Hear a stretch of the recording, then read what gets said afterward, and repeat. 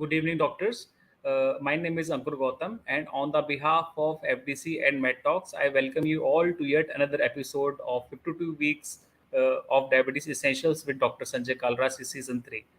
Now, today's topic is very, very interesting that we all can relate to. And as you know, that Yoga Day is on 21st June, which is around the corner.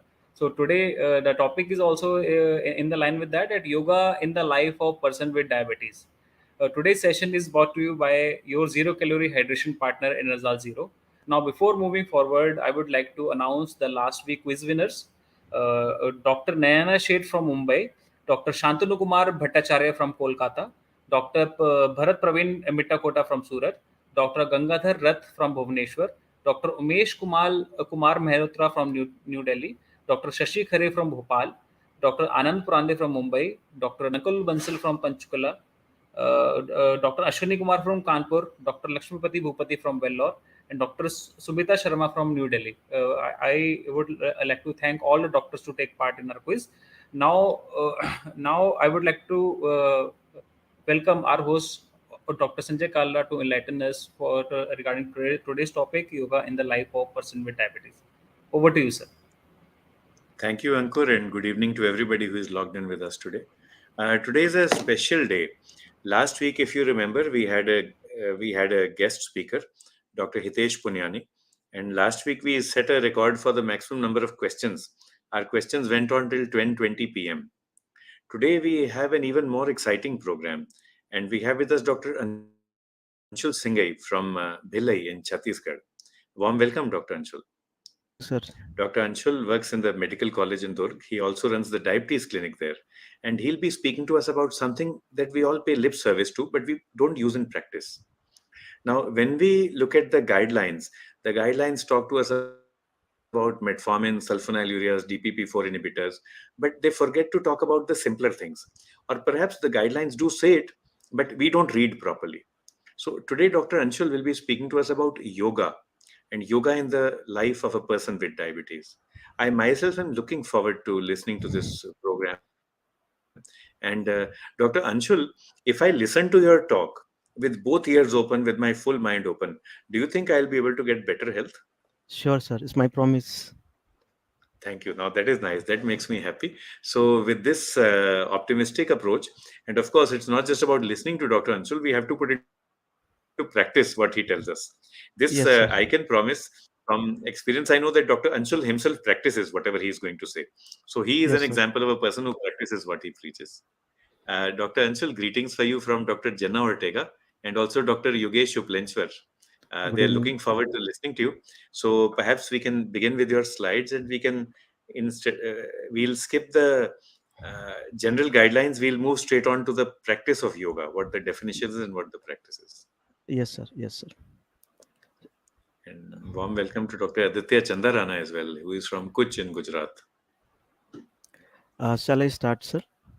Yes, sure. Most welcome. Yes, thank you, sir. So the topic given to me for the today's discussion is the yoga and the life of a person with diabetes. So I thank Dr. Sanjay Kalra, sir, for this opportunity, sir. As we are aware about the increasing prevalence of diabetes in India is almost 8.9%. So approximately 77 million persons are living with diabetes in India. Now, the important thing is that if you analyze the natural history of diabetes, even before the patient is diagnosed to have diabetes, he has obesity, dyslipidemia, hypertension, and then pre-diabetes progresses to diabetes. What does it mean that even a diabetic person is already prone for many types of complications? It could be atherosclerotic cardiovascular disease complications. So when we talk about the management of diabetes per se, we have to do something about these modifiable risk factors. If you have a close look at the guidelines as put forth by AAC, even for the dyslipidemia, they talk about lifestyle intervention.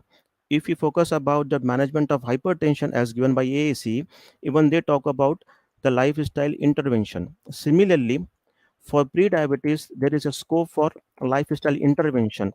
And now what we talk about is complication centric approach, not just glucocentric approach. Even then, if a patient is having diabetes with no associated complications, there is a scope for lifestyle intervention.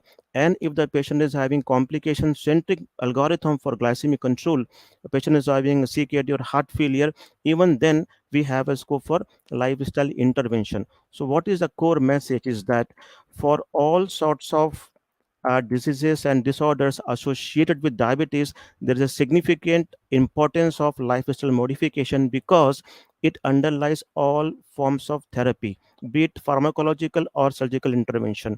So, lifestyle modification has to be there from the beginning till the patient is having a life. So, what is lifestyle modification per se? If you analyze about it as per the guidelines, it talks about exercise, dietary changes, smoking cessation, reduction in alcohol consumption, and assessment and management of obstructive sleep apnea and depression. But if you closely analyze it, it just talks about the objectives. It doesn't tell about how to achieve that objectives. And my job today is to explain the yoga in the context of lifestyle modification in a person having diabetes. So, what is yoga? It is a words pick up from Sanskrit literature, which literally means to join. But yoga is all about oneness and the feeling of harmony. If you analyze this particular image, what you can see is wave and the ocean. So each wave is real and the entire ocean is real, but the deeper reality of wave and the ocean is water. If you can grasp this truth, this oneness, then you will try to have a feeling of harmony with all fellow human beings. And why only human beings? With all living creatures on this planet Earth. So, yoga, as far as practical approach is concerned, it is a methodized effort towards perfection. So we move from imperfection to perfection. Now, this imperfection can be in the physical existence, this imperfection can be in the mental hemisphere, but we have to move from imperfection to perfection. And for this movement, we need to have a methodology, that is yoga. That is a topic of discussion for today's presentation. So, to clarify the subject yoga, we deal with perfection of the body by the practices known as Hatha Yoga, associated with the practices of the mind, that is Raj Yoga and Gyan Yoga. So we have to perfect the body as well as the mind, the body mind unit, to have a perfected human being. So for that, two concepts have to be understood. One is yogic view of life. Now this is a philosophy of yoga, and that is where the yoga is being unique in sense of lifestyle modification, because in yogic view of life you have to deal with the ego, the desires. You have to cultivate love and surrender. Let's talk about yogic view of life, and this can be deal with the practices of Raj Yoga, Gyan Yoga, Bhakti Yoga, and Karma Yoga. Whereas there's one more concept of yoga, yogic way of life. It deals about the attitude. It deals about the perfection of your daily core activities. It requires a sustained effort, and that is how you can transform your life from a normal life to a very beautiful life. And this is brought by the practices of integral yoga. This yogic view of life is a philosophical aspect of yoga which is required, because to have a yogic way of life you have to have a purpose in life, you have to have an attitude in life, you have to have some deeper meaning in life, otherwise you cannot succeed in that goal. And that is where the difference lies in the term Jivan Shali and Dincharya. Jivan Shali is a very broad term. A routine or disciplined dincharya can only be there when you have a higher goals in life. So Jivan Shali has to be adopted. Without having a proper Jivan Shali, the lifestyle, you cannot have a disciplined life. So these two words are to be understood. Dincharya and Jivan Shali. What actually LSM talks about is Dincharya. They forget to talk about the lifestyle, although the name given is lifestyle modifications. what we can appreciate is that the practices of yoga facilitates mind and body coordination, emotional equanimity with intellectual clarity. That is how we can move from yogic way of life to yogic way of life. And to me, that is the lifestyle modification which we need to adopt, cultivate, and enhance. Suppose I am giving a yoga capsule, because basically I'm a doctor. I do believe in yoga, but I don't teach yoga to my patients. Rather, I refer them to a proper yogic center for training purposes. But I do entertain their queries on yoga and indications and contraindications with them. Suppose I have to offer a yoga capsule, then can have this particular capsule in the form of asana, pranayama, meditation, and yogic sleep. Let's have a look on it one by one. These simple asanas, Tadasanas, touching the toes asanas, the chair posture, and the triangular posture, as it is can be seen on the given screen. It can be practiced by everyone. Any young person from the age of 18 to 35 can practice this, provided that you don't have any kind of problem in the spinal cord. And this particular asana, Surya Namaskar asana, it is a collection, a beautiful collection of 12 different postures. And believe me, it has a fantastic effect on abdominal related problems and endocrine related problems as well. If one can practice 3 rounds of Surya Namaskara, one with starting with the right foot and then the left foot, so this completes one circle or one cycle. Such 3 cycles can be practiced very easily. It will take hardly 4 to 5 minutes, and this will give you almost all the benefits of static and dynamic asanas. Another set of yoga asanas like stretching lying down with releasing posture, the half boat posture, the breeze posture, the leg rest posture, the complete boat posture. Even this exercise bring about a sort of relaxation in the stiffness of the back muscles. Pranayama. So we have two different types of pranayama. One is the Anulom Vilom, the commonly known pranayama. The actual name is Nadi Shodhan Pranayama, in which what do is you you adopt for unilateral force nostril breathing. So you start with say right nostril, then you exhale, then you block the left nostril, you inhale, then you exhale. Such movement of alternate nostril breathing also helps in the calming of the mind, and it allows pratyahara to develop. I will discuss about that. And second pranayama, which is very important, is the Brahmari pranayama, in which you put 2 index finger over the external ear, you try to close it, and you make a humming sound like hmm, and you try to listen to that sound.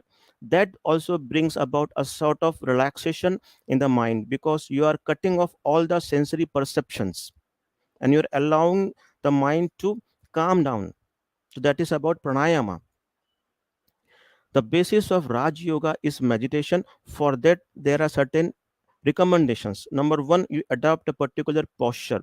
It could be lotus posture or the Sukhasana or the Vajrasana. You assume the right posture, sit straight, neck and spine should be there straight, close your eyes, and then breathe slowly and deeply.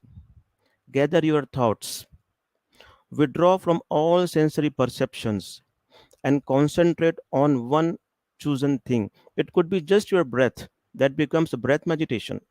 Or you begin to chant some mantra like Om, it becomes Om meditation. Or you take a piece of thought, a philosophy, a principle like all life is yoga, that also becomes a subject to ponder about, a subject to contemplate. That is a practice of Raj Yoga and meditation, and allow the mind to dwell on the chosen object of concentration. Some people imagine a flame or a picture of the god. Let your mind be stick to that for the period of meditation. How it works actually. So what happens, our mind is having multiple thoughts happening here and there, and there is no coordination between them, there is no streamlined thought. So what happens with pratyahara, the technical meaning is sensory withdrawal. You are trying to have few basic thoughts. Out of so many thoughts, you try to have some few basic thoughts with the help of pratyahara, that is sensory withdrawal, and you move from there to dharana, concentration. Here, what happens? You're trying to have one thought out of so many thoughts, or you're trying to have one mental image, or you're trying to chant one particular symbol. Now, the idea is that once you have chosen your object of concentration, do not change it. Let one fancy around it. You choose it and stick to it, and you practice it regularly with respect to time and space. And from there you move to dhyana. So what is dhyana? Basically, dhyana is not thoughtless state. Dhyana is not to be lost somewhere. Dhyana is not sleep. Dhyana is that you are able to think on the subject what you have chosen. So if you have a problem, you you spontaneously you come to a solution. That solution is basically a dhyana, what is happening in your brain actually. So entire process from pratyahara to dhyana is a process which is going to make you strong internally. And one beautiful concept is about meditation is swan meditation. This is a very beautiful concept. What is swan meditation? You must be aware of this bird swan. It has been said that this bird has a capacity to differentiate from milk and water. She just consume the milk and leave the water. It means what? You must have the capacity to filter out the right from the wrong, the truth and the false, the illusion and the reality. You must be able to understand your own mind games, your own fancies. So what is swan? S is for strength. Cultivate your strength in life. Be aware of your weaknesses. Be aware of your ambitions and try to fulfill the needs. So what is happening at the stage of dhyana, the meditation? You try to think about the strength. You might be a good writer.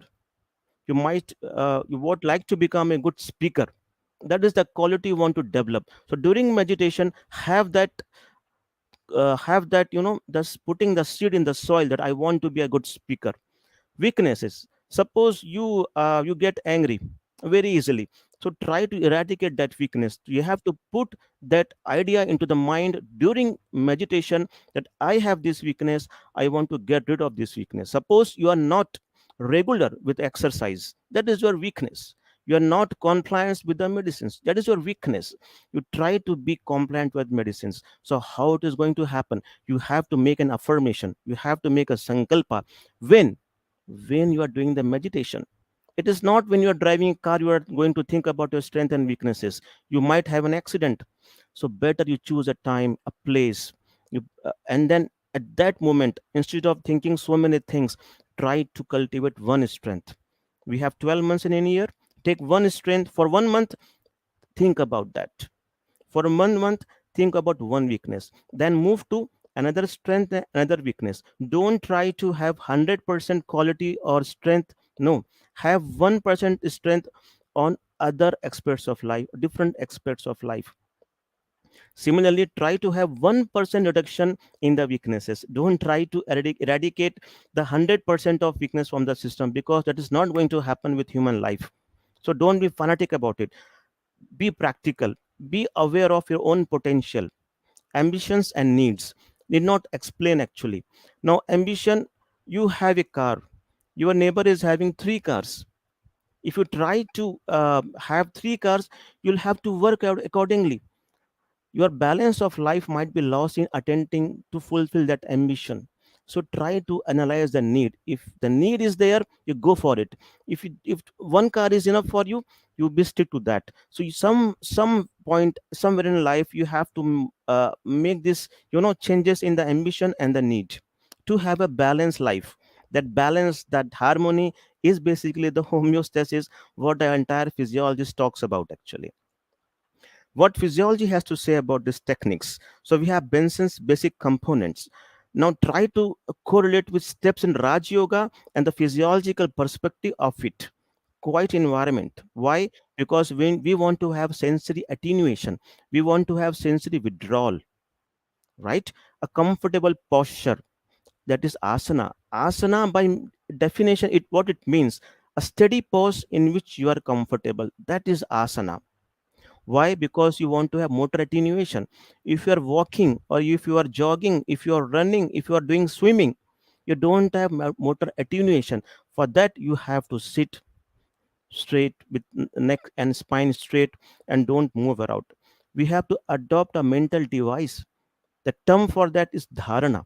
What is dharana? A non analytic attention. You are attentive, but you are not analyzing your thought as good thought and bad thought. See, raga and dvesha will be there in the mind. Raga is attraction, dosha, if you can say, a sort of repulsion or hatred. You have to be equal in both raga and dvesha state. You have to be equal in success and failure. You have to be equal in apaman and samman, right? So how to attain that? You have to be aware of it, but you did not respond to it. So no response, that is non analytic attention, and you have to develop a passive attitude, that is dhyana. I have explained in detail in previous slides. So what are the effects of yogic practices? Now what they have done, they have taken EEG before and during meditation, and what they have came to realize that yogic practitioners, if they are subjected to sound, to vibrations, to thermal stimulus, the alpha rhythm remains to be alpha. Whereas those persons who do not practice yoga, probably Raj Yoga, meditation, and Yoga Nidra, when they are subjected to stimulus, sound stimulus or vibration, and how to be stimulated, the alpha rhythm is lost, and what they develop is beta rhythm. And you must be aware of the fact that Professor B.K. Anand have done a wonderful work in this concept. What he has found that there is a preponderance of alpha waves in the EEG of yogic practitioners. What it indicates? It indicates a more relaxed state of mind. So yogis, they do not easily get distracted by sensory stimuli while they are meditating. And if you do a power spectral analysis for 24 hours, that is EEG, there is an increase of alpha to delta power. It indicates that there is reduction in the time spent in sleeping, and there is a decrease in beta to alpha power. That indicates there is a more relaxed state of mind during the awake period. So there is a better balance and synchrony in the EEG of those persons who practices yoga. There is a synchronization between the frontal and the occipital recording, the lead recordings, and between the both cerebral hemisphere. And again, a very interesting interpretation, we can make it out from these lines known as Muller Lyer lines. Instantaneously, immediately, it appears that line B is longer than line A, but it is not the fact. If you are stressed out, if you are burnout, if you are fatigued, then for you it appears that B line is lengthy as compared to A lines, but that is not the fact. Actually, it is an optical illusion. So it has been found that with the yogic practices, there is reduction in the degree of optical illusion. There is a better neural performance. There is a better critical fusion frequency. Hence, there is a reduced fatigue and reduced stress level. So you can do it by yourself. At the end of the day, analyze this particular image. At the morning, you try to analyze this image, and you'll make it out some difference. Again, a very beautiful concept of yoga nidra. The literal meaning of yoga nidra is yogic sleep. Now just think about it. The entire life of human life, say lifespan of 70, 80 years, roughly one third of our life spent in sleep, is it not? Can we can we make use of that time, the time in which we are asleep? Yes, we can, because at that time we are more open to our subconscious and state of mind. So what we can do is that we can make a sankalpa, a intention. Sankalpa has to be always a uplifting one and positive one. Suppose you want to quit alcohol, so don't make a sankalpa that from tomorrow morning I won't take alcohol. It is a negative sankalpa. Try to transform that sankalpa, that determination, that affirmation into a short, simple, your mother tongue language.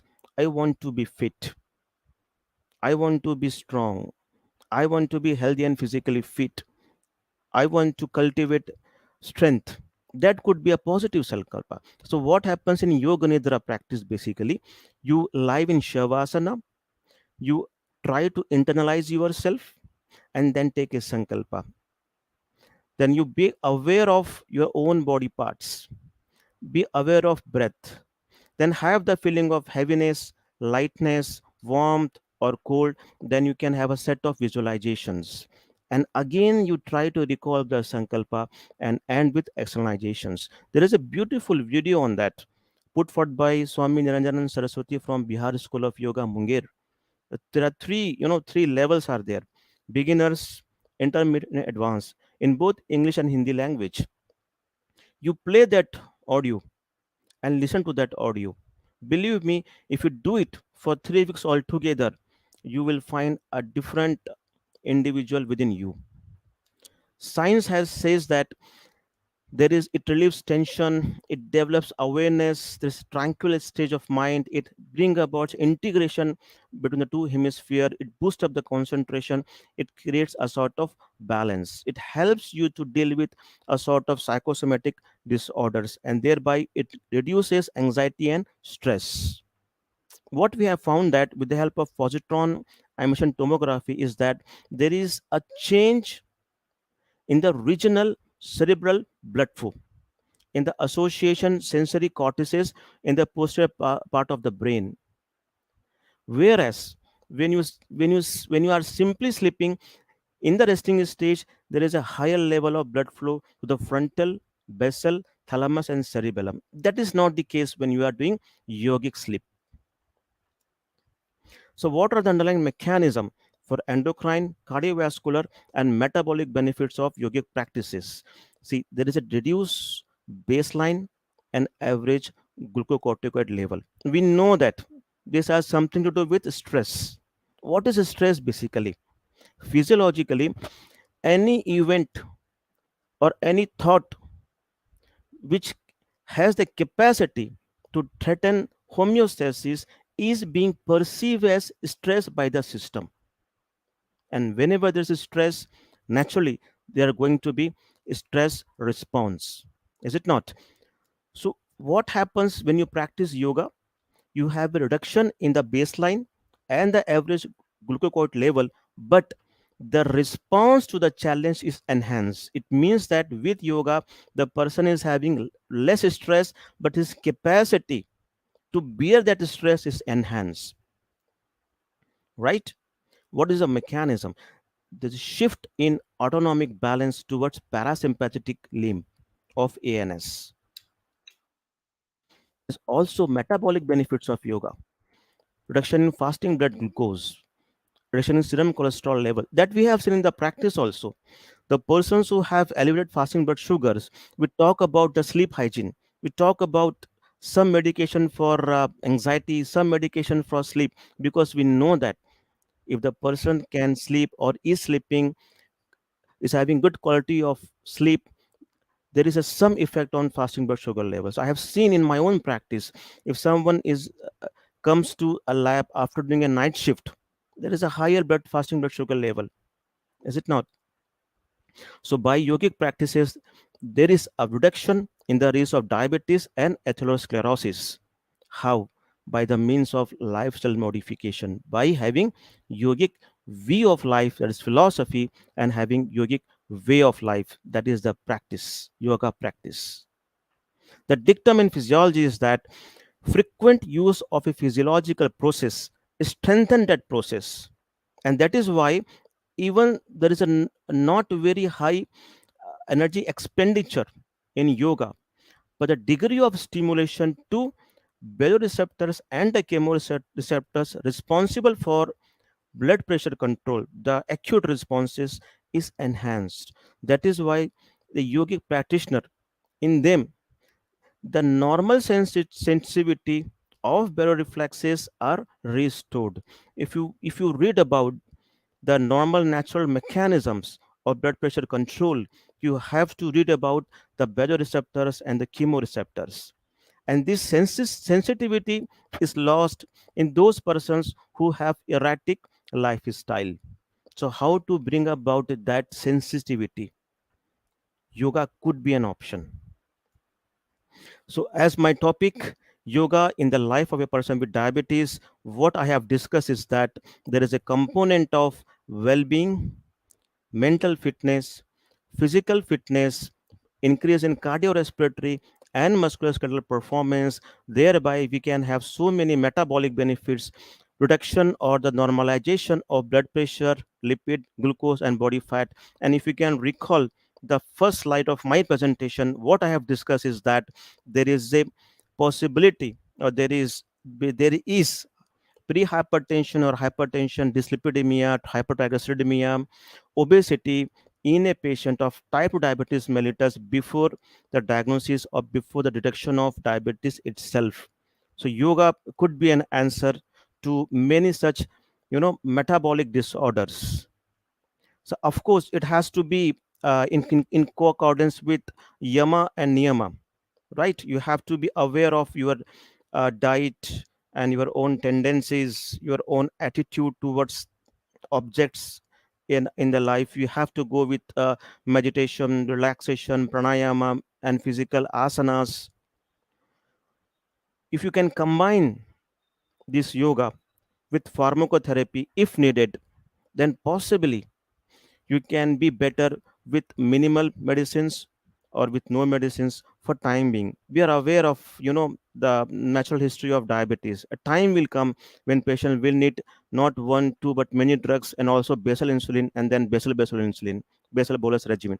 But you can certainly prevent that initiation of multiple pharmacological therapies if you practice yoga regularly with awareness of, with application of yoga philosophy. Not only yoga practices, you have to have that yogic philosophy behind yogic practices to get the full benefit of yoga. That is all I have to say about my topic. And I heartily thank Dr. Sanjay Kara sir for this wonderful opportunity. Thank you, sir. Anshul. Thank you, Dr. Anshul. Thanks is from our side, from everybody's side. A wonderful disposition. And such a huge topic. You've opened our eyes to the vast spectrum of yoga. You've Sir, also explained to us what a yogic philosophy or approach or attitude towards life is. And then when you explained the difference between a lifestyle and a daily style or yes, a sir. daily Bin, routine, yes, sir. yes, dincharya, in Sanskrit or in Hindi, that Yes, sir. tells us that both things are interlinked. It's like, let's try to make it simple. We speak of climate and we speak of weather. Now you have to understand both. Climate is long term, weather is short term.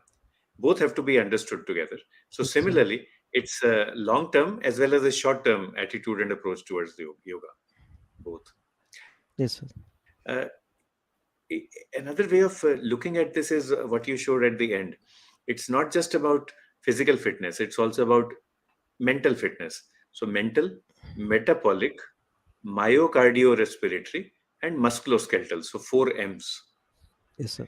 But Dr. Anshul, we use in medicine, we use the biopsychosocial model of health.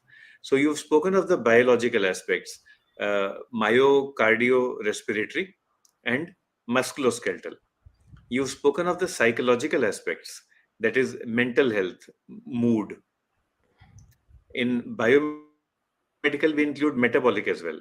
What about social health? Does yoga contribute to social health, or are there social determinants of the efficacy of yoga? Yes, sir. See, what happens in diabetes, it is a chronic disease, sir. So the not only the person with diabetes, but also the caregivers, they are also under tremendous stress because of diabetes. Because if you advise certain kind of diet, now they are 4 person in the family. It is not always possible for the mother or the cook to have a different diet for different persons. So they are also under tremendous stress. So yoga, yogic practices actually are required for them also, because they also share the same environment. So they are also at higher risk for developing diabetes and hypertension. So this particular yoga, I won't say yoga therapy, because that narrows down the concept of yoga. It is more than a therapy basically, but it should be extended not only to patient to caregivers but also to the physicians, because we are seeing nowadays many talented physicians, many cardiologists, they are having heart failure at the age of 40 or 42. So we Mm. don't want to lose that life, that person, that super specialist, so early. He or she has so much to contribute for human welfare. So if that physician or that specialist himself is healthy, then he will have longevity of life and good quality of life. And these are the just two aims of diabetes care actually. We have a longevity of life, a longer lifespan, and that lifespan with good quality actually. There's no other aim actually of the basic philosophy of diabetes care actually. Another point which Dr. Singh mentioned was you should be able to translate or explain in the local language. Think in the local language when you are thinking in affirmative terms. I Yes, sir. want to be such and such. He Yes, used the sir. word local language. Now, that is also important. When you are speaking about yoga with your patient, you speak in a language that the patient understands. Yes, sir. So, in some part of the country, it might be Bhojpuri. In other places, it might be Haryanvi. And for someone, you can, while speaking with your patient mentions that mental fitness is an issue. Then you speak about Raj Yoga. Another person Yes, says sir. it is physical fitness which is my challenge. Then you speak about Hatha Yoga. Heart So yoga. Yes. yeah, so that is the way to go about it. And if you're speaking with colleagues from medicine, then you speak in scientific terms. You speak about autonomic hygiene, autonomic balance, Yes, balancing sir. sympathetic and parasympathetic. Sir. Dr. Anshul, yet another question. In the Bhagavad Gita, it is mentioned Rajasic, Sattvic. Tamasic, Sattvic diet. and Sattvic. Yes, sir. In English, we may wish to use the words hypersympathetic, Hmm. hyperparasympathetic, and balanced autonomic. Yes. So, a Yes, sir. question is which of these is the best? Or do they all exist in balance and all have their own importance in physiology and health? Yes, sir. Actually, it can be linked with three kinds of dosha actually. The three kinds of dosha as per the Ayurveda, the Kapha and the Pitta and the Vata dosha. So basically, we cannot have a 100% sattvic diet, but we should try to maximize sattvic diet with less of rasic and very less of the tamasic diet actually. If you talk about the Bhagavad Gita actually, the central theme is karma yoga. What they say is yoga is karma kaushalam. The ability to do the karma with utmost proficiency is karma yoga, with the objective of selfless service, upliftment of humanity. So this it is a test for the person actually. One can be peaceful in one's own home. One can be peaceful in the mountain, but when that same person has to do some social service, that is the test actually of that person. So karma yoga, it means you have perfected the mind, you have perfected the body also, because you have to take that effort. So karma yoga, it is a very higher form of yoga. It needs to have both raj yoga and gyan yoga, and you have hatha yoga practices, sir. If I have to explain, if I have this liberty to explain, if you can witness Dr. Sanjay Kalra's life actually, what he is doing right now, he is making doctors to understand the beautiful concepts of endocrinology, because sir has perfected that subject very early in life actually. Now he is disseminating the knowledge, the gyan yoga, what he has attained. He is disseminating with all of us. What we can give in return? Nothing. That is a selfless act or service from Dr. Sanjay Kalra sir. How he can do, because he has also have raj yoga, because he has to keep himself balanced, family in balance, practice in balance, research in balance, and having all that, he has to conduct this show also. That means raj yoga, that is there. And sir has to physically fit also. So sir has perfected karma yoga, raj yoga, hatha yoga, and gyan yoga. Now it is not the point what dress we are wearing, or we are having tilak or not. Don't go by that actually. You may have a person who is a yogi, you won't be able to identify him, because you go by a image actually. Your eyes are kind, Dr. Anshul. Thank you. But many questions now, and Sir, praise for you, and thank you for the SWAN concept: strength, weakness, thank ambitions and and needs. ambition. And N was Needs. for Needs, sir. needs. Need. And also praise for the yoga nidra, because that 8 hours of every day, one third of the life, we can utilize that as well for health. Yes, sir. So Yes, sir. that's part of sleep hygiene. There are a few specific questions. Welcome to Dr. Sure. Biswajit Ghosh as well. Question from Dr. Jenny is, any specific yoga asan for reducing belly fat over the abdomen? Yeah. Uh, one very basic practice is Vajrasana. Whenever you have a meal, you try to sit in Vajrasana for 3 to 4 minutes. Actually, what yogic literature says, it awakens the chakra in the stomach, that Agni chakra, the Manipur chakra. Basically, it helps to digestion of the food. Number one. Number two, you try to practice Surya Namaskara, because that will bring about a harmony between many organ systems and between many organs of the endocrine glands. Basically, you have to make a synchrony, a harmony between different endocrine glands.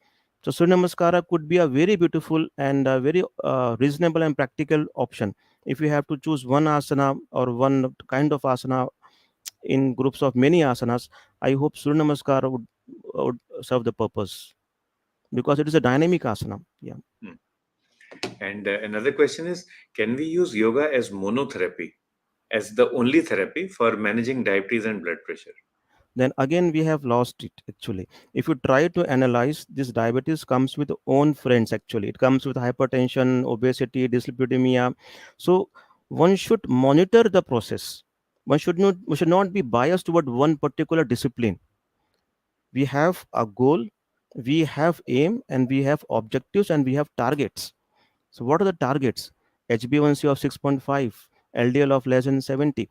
So try to analyze whether by doing yoga you are able to attain that target, you are able to maintain that target. If not, move on to next therapy, combine it, have an holistic approach. That is more important.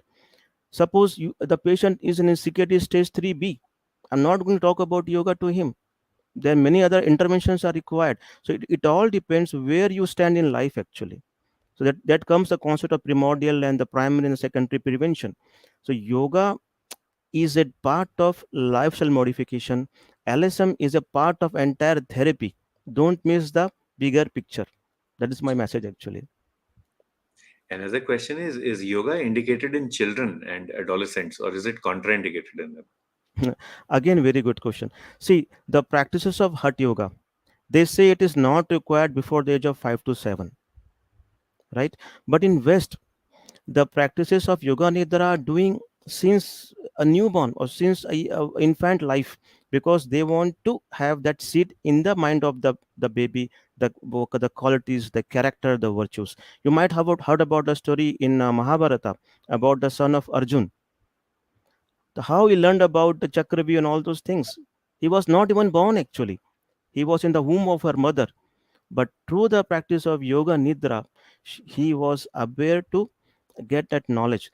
The mother fell into sleep, and that is why he didn't learn how to get out of the chakra view. He only learned how to enter the chakra view.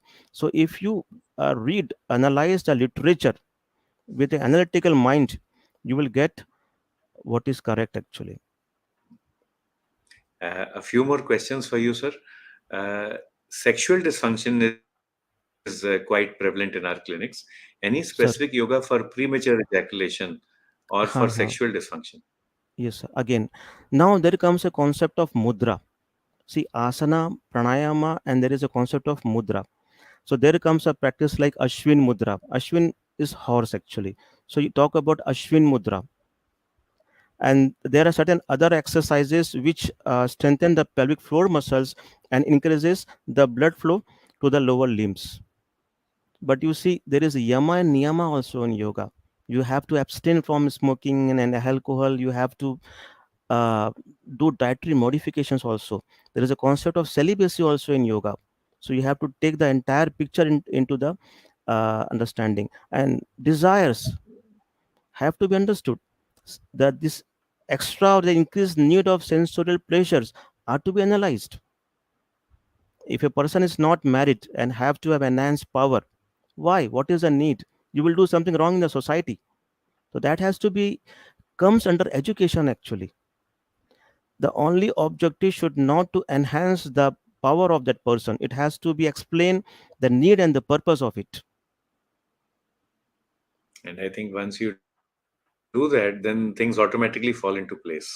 sir, sir. There is one last question. You mentioned a song in the middle of the talk. Jenny is saying, did you mention any song related to yoga? I think you were speaking about what to think of while concentrating. No, I didn't play any video, sir, Yeah, in there was audio. no No, song. Even I'm not aware. But I think what Dr. sir. Anshul was saying was that when you want to move in meditation, when you want to move towards concentration, you can think of any single thing Yes, sir. and you can chant something. Yeah, Yes, yes, sir. It could be your own belief actually. If you believe in Om, then choose Om. Whatever is your belief actually, go by your belief. it can be Om, it can be Amin, whatever you are comfortable with. Yes, yes, yes. Dr. Anshul, it's been great having you. Now, yoga is such a large field. Of course, 30 minutes, 40 minutes doesn't do justice to the topic, but we would love to have you again with us on Sir, FDC Diabetes Essentials. This is a weekly sir, program that we have at 9 p.m. every Sunday, and doctors log in from across the country to share their knowledge, share their understanding about diabetes, about the essential parts of diabetes. What you have contributed today is you have made us understand that diabetes is a vast subject and it is multifactorial. Yoga philosophy, yoga lifestyle, yoga thought process, all this is an integral part. It's an essential part of diabetes care. One last question, if you allow, before we sir. hand back to Yes, TCC.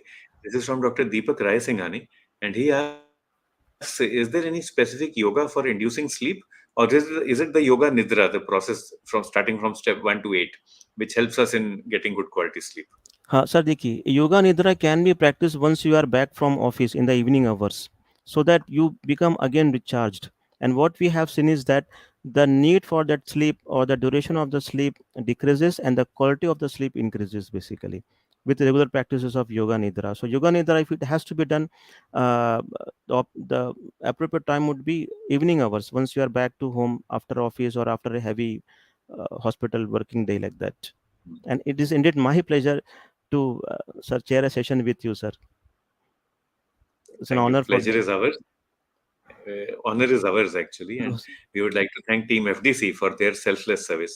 Mr. Basu is with us. Warm welcome, Mr. Basu. He has been in this journey with us. He has been taking care of us, hand holding us for the past 2 years plus. This is the third year going on. Mr. Basu, thank you good for evening, all sir. your Yes, sir. services to diabetes care.